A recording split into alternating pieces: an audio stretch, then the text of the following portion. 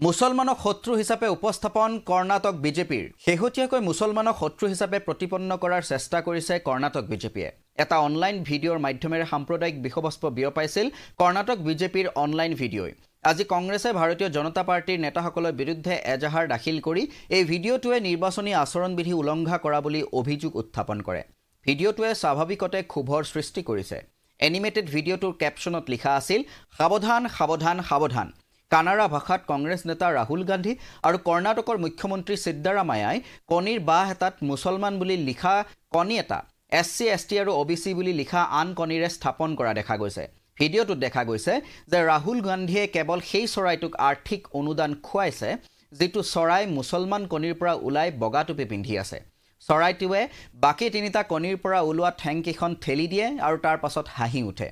লোকসভা নিৰ্বাচনৰ প্ৰচাৰৰ অংশ হিচাপে ছ'চিয়েল মিডিয়া প্লেটফৰ্ম এক্সত প্ৰকাশ পোৱা ভিডিঅ'টোৱে ছ'চিয়েল মিডিয়াত ব্যাপক বিতৰ্কৰ সূচনা কৰে অভিনেতা প্ৰকাশ ৰাজে বিজেপিৰ এই কাৰ্যক নিৰ্লজ্জ আখ্যা দিয়ে প্ৰকাশ ৰাজে কয় যে ঐক্যপ্ৰিয় আৰু শান্তিপ্ৰিয় কৰ্ণাটক তথা আমাৰ দেশে ঘৃণা বিয়পোৱাৰ বাবে সাম্প্ৰদায়িক ৰাজনীতিৰ বাবে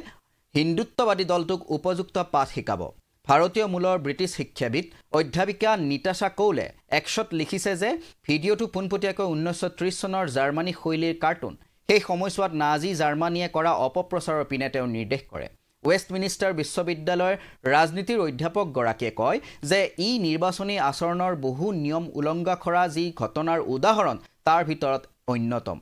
ই লজ্জাজনক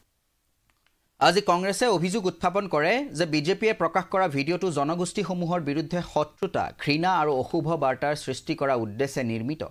ই অনুসূচিত জাতি আৰু অনুসূচিত জনজাতিৰ সদস্যসকলক কোনো বিশেষ প্ৰাৰ্থীক ভোট নিদিবলৈ প্ৰৰোচিত কৰে ইয়াৰ উপৰিও বিজেপিৰ ভিডিঅ'টোৱে কংগ্ৰেছক এটা বিশেষ ধৰ্মৰ পক্ষপাতী বুলি চিত্ৰিত কৰাৰ লগতে অনুসূচিত জাতি অনুসূচিত জনজাতি আৰু অন্যান্য পিছপৰা শ্ৰেণীৰ সদস্যক দমন কৰা বুলি দেখুৱাই নিৰ্বাচনী আচৰণবিধি উলংঘা কৰা বুলিও অভিযোগ উত্থাপন কৰা হৈছে তৃণমূল কংগ্ৰেছৰ সাংসদ সাকেত গোখলেই কয় যে নিৰ্বাচনৰ সময়ত কেতিয়াও ইয়াতকৈ তলখাপৰ ৰাজনীতি দেখা নাই